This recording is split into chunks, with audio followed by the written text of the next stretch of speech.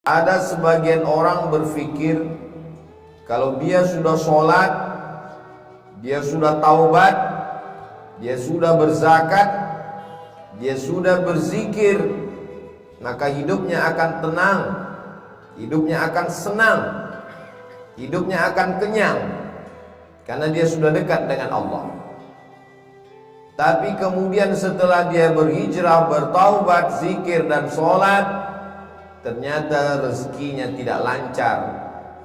Lalu kemudian hidupnya penuh dengan kesulitan dan kesusahan. Muncul bertanya-tanya dalam hatinya, mana keadilan Tuhan? Tidak sedikit manusia modern yang awalnya buat dosa maksiat, lalu kemudian bertaubat, kembali lagi, bahkan menjadi, na'udzubillah, menjadi lebih jahat dari sebelumnya. Ini semua berawal dari salah berpikir. Orang yang salah berpikir nanti dia akan salah bicara. Setelah itu dia akan salah berbuat, salah bertindak, salah beramal. Maka dalam Islam kita diajarkan untuk benar dalam berpikir. Kalau kita sudah hijrah, sudah taubat, sudah sholat, sudah zikir, sudah zakat, bukan berarti ujian tidak datang menerpa hidup kita. Faksusil qasasa, sebutkanlah kisah-kisah para nabi. Sebutkanlah satu di antara nabi yang tidak ada ujiannya. Cerita tentang penyakit. Tidak ada penyakit yang lebih dahsyat daripada penyakit yang dialami oleh Nabi Ayyub alaihissalam. Bercerita tentang ditolak jamaah. Tidak ada nabi yang paling mengerikan ditolak oleh umatnya melebihi Nabi Nuh alaihissalam. Nabi Yunus juga demikian. Sampai masuk ke dalam laut, mereka campakkan dari atas bahtera, tenggelam dalam 3 kegelapan, gelap malam, gelap laut, dan gelap perut ikan. Bercerita tentang kesusahan dan kesulitan, diusir dari kampung halaman, dimusuhi oleh paman kandung. Mereka lempar pakai batu, berdarah pelipisnya, retak giginya. Tidak ada yang lebih hebat daripada ujian Sayyidina wa Maulana Muhammad sallallahu alaihi wasallam. Jadi kalau ada orang berpikir kalau kita sudah soleh, sudah baik, hidup ini tidak ada ujiannya, dia sudah salah berpikir. Sholatnya benar, zakatnya benar, puasanya benar, berpikirnya salah. Kesalahan berpikir itu membuat orang akan berhenti sholat. Tetangga saya yang tidak sholat, tidak pernah ke masjid, badannya sehat, rezekinya lancar, semua berawal dari kesalahan berpikir. Hidup ini adalah ujian. Ujian itu tidak hanya penyakit, ujian tidak hanya kemiskinan.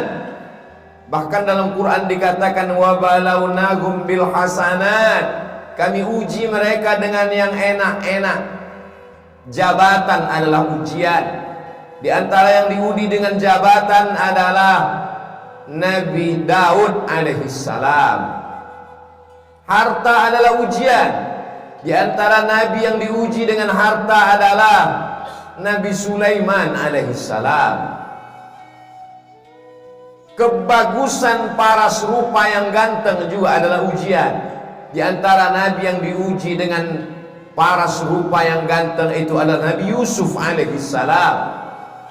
Jadi ujian itu ada kalanya datang dalam bentuk kenikmatan, tapi ada juga ujian itu dalam penyakit, kemiskinan, kesusahan, kemelaratan. Maka kalau kita pahami dengan baik, semuanya adalah ujian. Yang lulus siapa? Yang lulus adalah orang kaya yang bisa menggunakan hartanya untuk menolong agama Allah. Yang lurus adalah orang yang punya kuasa, tapi sehari dipakai untuk berpuasa, sehari dipakai untuk makan. Itulah dia Nabi Daud. Ahabbus shaum ilallah shaumi Daud. Puasa yang paling disukai Allah, puasa Nabi Daud. Mengapa demikian? Walaupun dia berpuasa, tapi harinya dia bagi. Yasumu yauman, sehari dia berpuasa, wa yuftiru yauman, sehari dia makan, sehari dia pakai untuk mengingat Allah, sehari dia pakai untuk mengatur rakyatnya, dan mengatur rakyat itu juga dapat pahala dari Allah Subhanahu wa ta'ala. Jadi kalau kita berpahaman, berpikiran benar, insya Allah apapun yang datang kepada kita, kita anggap sebagai ujian. Datang senang, ujian. Datang susah, ujian. Datang harta, ujian. Datang miskin juga ujian. Orang yang berharta lulus ketika harta itu tidak sampai ke dalam hatinya, hanya sampai di tapak tangannya. Dia hanya menerima, setelah itu dia kasih kembali. Terima kasih. Dia bangunkan ke pesantren, dia bangunkan ke masjid, maka dia lulus ujian harta. Orang yang miskin bagaimana lulus ujiannya? Dia bersabar, tapi dia tetap berusaha, berikhtiar. Ahlus sunnah wal jamaah tidak membiarkan diri dalam kemelaratan.